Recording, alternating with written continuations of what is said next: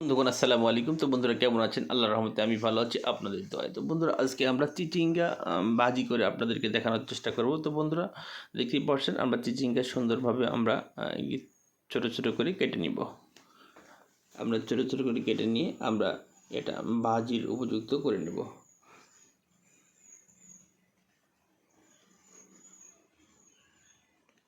আমরা সুন্দরভাবে এক মাপে দেখতে পাচ্ছেন আমরা চিচিঙ্গাটা কেটে নিলাম।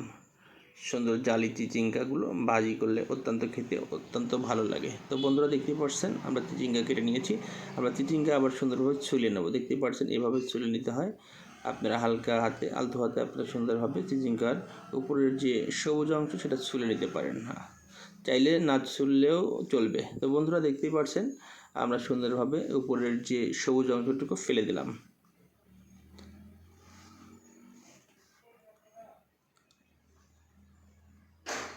আমরা ফেলে নিয়ে সুন্দরভাবে চাকচাক করে কেটে নিব।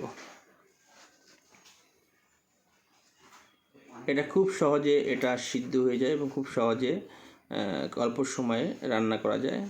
খেতে অত্যন্ত সুস্বাদু, অত্যন্ত ভালো। তো বন্ধুরা খুব সহজে আপনারা রান্না করতে পারবেন, সেটা দেখানোর চেষ্টা করছি। সবাই ভালো থাকবেন। এখন কথা বলবে ছাইমা। কড়াইয়ের ভিতর দিয়ে দিব।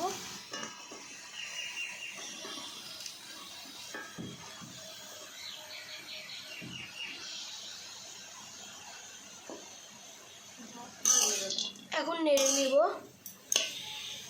এখন ঢেকে দিব। হালকা একটু লবণ দিয়ে দিব। এখন নেড়ে দিব। আপনারা পানি দিবেন না, চিংড়া থেকে পানি বের হবে।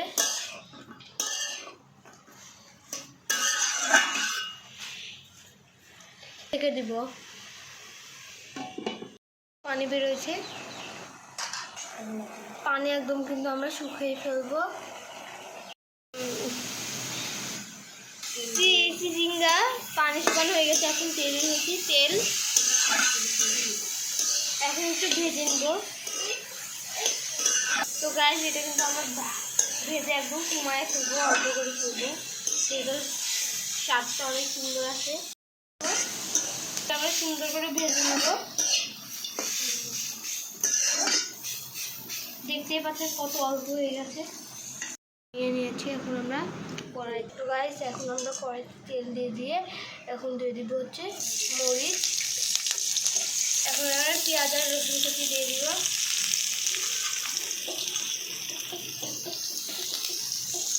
এখন আমরা হলুদ দিয়ে দিব। হলুদ দিয়ে নেড়ে দিব। আমরা কিন্তু এর ভিতরে লবণ দিব না। আমরা কিন্তু চিচিঙ্গার ভিতরে প্রথমে লবণ দিয়েছি, সেজন্য এর ভিতর দেওয়া লাগবে না। এর দেখুন কত সুন্দর লাল হয়ে আসছে। এখন আমরা চিচিঙ্গাটা ঢেলে দিয়েছি। দেখুন বন্ধুরা কত সুন্দর লাগছে।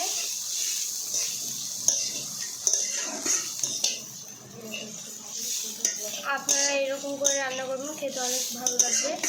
আর হ্যাঁ, যারা চ্যানেলটিকে সাবস্ক্রাইব করে নেই, অবশ্যই চ্যানেলটিকে সাবস্ক্রাইব করে পাশে থাকা বেল আইকনটি ক্লিক করবেন। অবশ্যই লাইক কমেন্ট শেয়ার করবেন। ভিডিওটি কেমন লাগলো অবশ্যই কমেন্টে জানাবেন।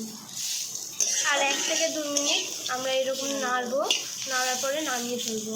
তো ফিরে যাচ্ছি 2 মিনিট পরে। তো গাইস দেখুন কত সুন্দর হয়েছে।